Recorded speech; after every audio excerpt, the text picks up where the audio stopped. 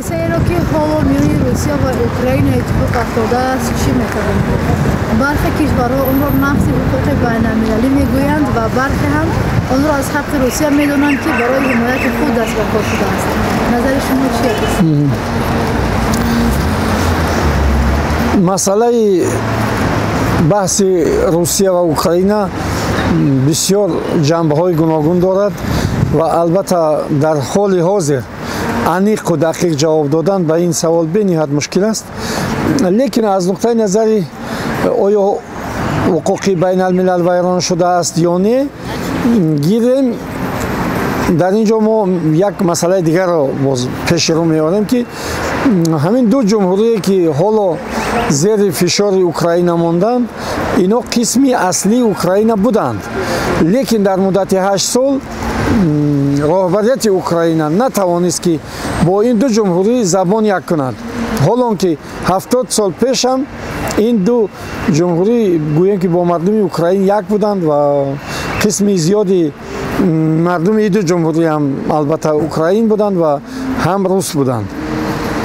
дар ҳуқуқи байналмилалӣ як қонуни дигаре ҳам ҳаст ва он ҳуқуқи миллатҳо ба худмуайянкунӣ ном дорад. аз ин сабаб ин ду ҷумҳурӣ баъди он ки 8 сол давлати худашон онҳоро эътироф нанамуд, бо онҳо кор накард, онҳоро ба худаш ҷалб насохт, масъалаҳояшонро ҳал накард ва худашро ҳамчун як давлати бисёр гӯем ки реаксионӣ нишон дод. чунки агар оташ задани Одессаро гирем ё ки сӯзондани коммунистҳоро гирем ва дигарҳо, аз ин ҷо мо мебинем ки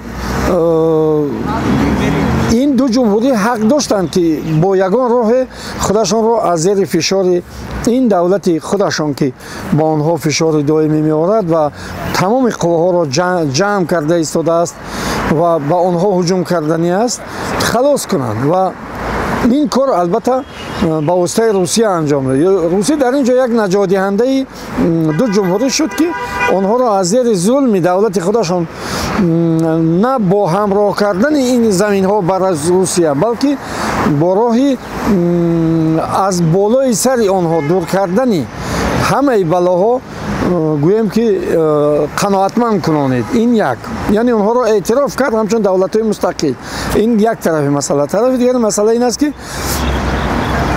ин ду ҷумҳурӣ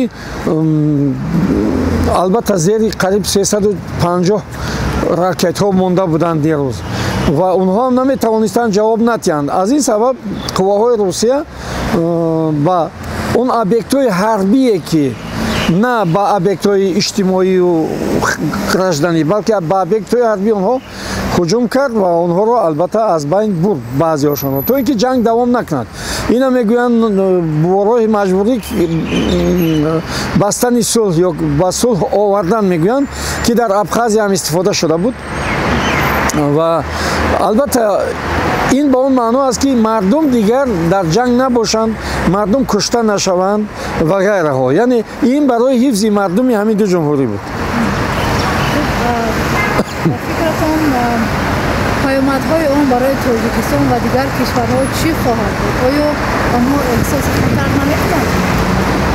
мо эҳсоси хатар албатта намекунем, лекин мавқеи Тоҷикистон ҳамин аст ки бояд ҷанг намешуд ва бо роҳи дипломатӣ масъалаҳо ҳал мешуд ва ҳоли ҳам дер нашудааст. мо намехоҳем ки дар он ҷо масалан ягон объектҳои ҳатто ҳарбии ҳамон Украина вайрон карда шаванд, объектҳои иҷтимоияш ҳам умуман вайрон карда нахоҳанд шуд албатта, чунки Русия ваъда дод ки ба объектҳои шаҳрвандӣ гражданӣ яъне ҳуҷум намекунем.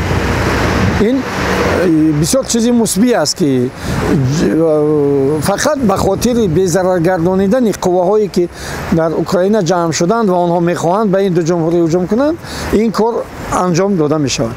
сценарии эҳтимолии ин ҳодиса чӣ хоҳад буд? ба фикратон ин барои муддати кӯтоҳ идома мекунад ё дарозмуддат аст?